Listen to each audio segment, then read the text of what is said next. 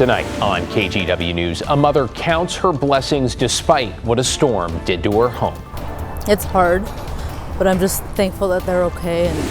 Plus, parents call foul as a small school district finds itself in the middle of a big budget surprise. It is troubling that the adults in charge are not accepting responsibility for this. Then another small business dealing with a break-in with a bike shop thief caught on camera. Kind of assumed it would happen at some point. And later, a local CEO who knows firsthand how lonely depression can feel shares her story to help others. But the only way out of it is to talk about it.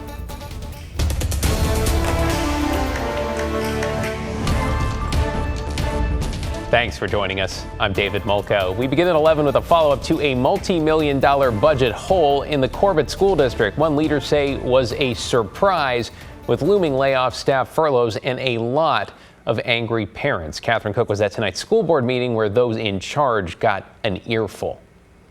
Parents want to know why the district's financial woes went unnoticed for so long. They're not buying the reasons district officials have shared with them. And now they're bracing for the consequences. It's not a position we want to be in, and frankly, I'm pissed. Corbett School Board Director Todd Mickelson saying what a lot of people were thinking Wednesday night. Parents and teachers packed the school board meeting angry over a so-called surprise $3 million budget shortfall. Superintendent Dr. Derek Fialkovich blamed the massive debt on accounting errors. Parents expressed doubt. When does the honesty start to come in? When does the true transparency begin?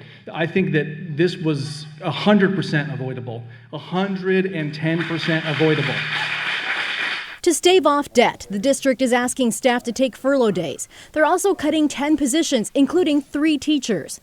Parents are heartbroken and frustrated. They're not just a teacher, there's the whole community. We're really small, we know everybody, all the parents know everybody. There's a lot of hearsay going on.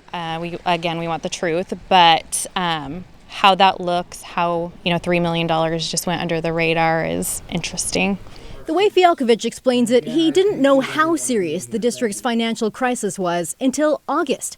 That's shortly after he says the district hired a chief financial officer, someone he says uncovered multiple accounting errors. Fialkovich says those errors were at the hands of the district's former accountant, someone they'd contracted through Multnomah Education Service District. I was assured by her boss multiple times that it would be taken care of, that things were going to be okay, that she was double checking the work.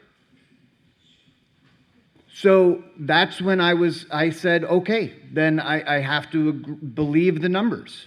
Hello. Parent-teacher Caroline Oakley says such explanations don't excuse the district's lack of oversight. I am concerned that the solvency of our school district has been brought to the brink, and the sole blame is being put on the shoulders of one MESD employee who no longer works for us.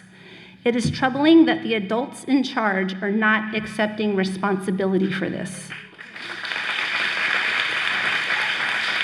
After public testimony, the superintendent said he took the community's request for better transparency and communication to heart and said he would work on it.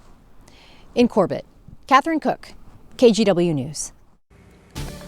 Tonight, parts of Washington are dealing with major damage from the bomb cyclone, particularly around Puget Sound. 2 women were killed by falling trees in the Seattle area. Several others were hurt, and homes were badly damaged. A lightning strike burned through the steeple of a church in Grays Harbor County. That's the same area that saw a water spout just off the coast this afternoon. At least 300,000 customers remain without power tonight. We understand restoration in some spots could take days.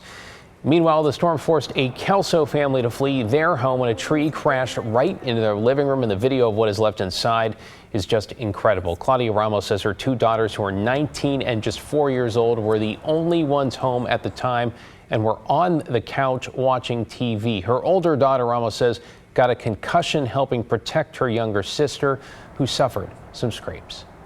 It definitely hits me in all the feels, like she just, her instincts kicked in, and it was gotta save my sister, we gotta get out of this house.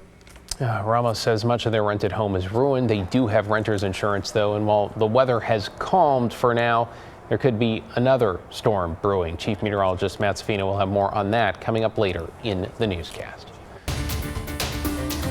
Developing this evening, there is no class again tomorrow in Albany as the teacher strike there enters its second week. This morning, teachers and supporters rallied outside district offices ahead of another mediation session.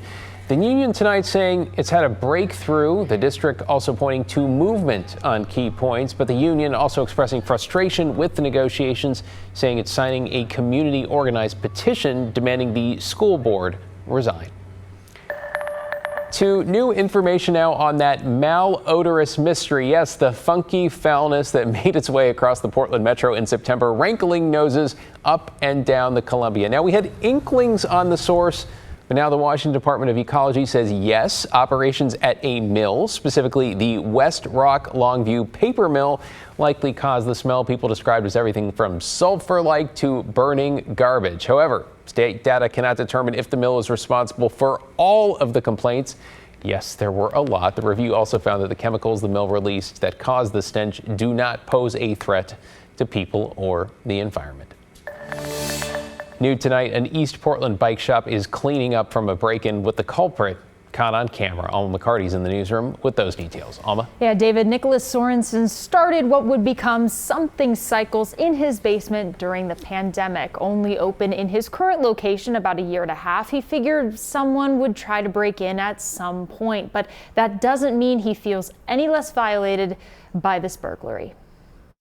It's very stressful, especially just opening up and not having like money in the bank. And it's like, I can't have anything happen to me like right now because I'm just getting started. Nicholas Sorensen hasn't been on this stretch of Burnside all that long, less than 2 years. Basically, I like to take used bikes, find them online, bring them in here, and get them ready to get back on the road. As he's worked to grow Something Cycles from a pandemic project to a full-blown business, he's also had some concerns. A lot of nights where it was like kind of hard to fall asleep because I was worried about what might be going on here.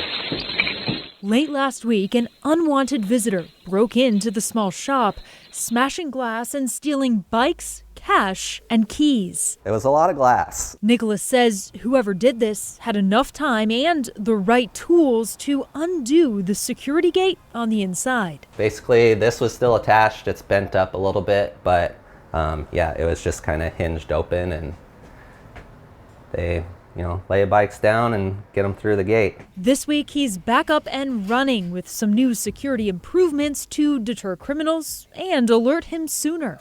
As for the person responsible, Nicholas has this to say. I would say that there are resources and people in town that would help you get a bike if you needed a bike.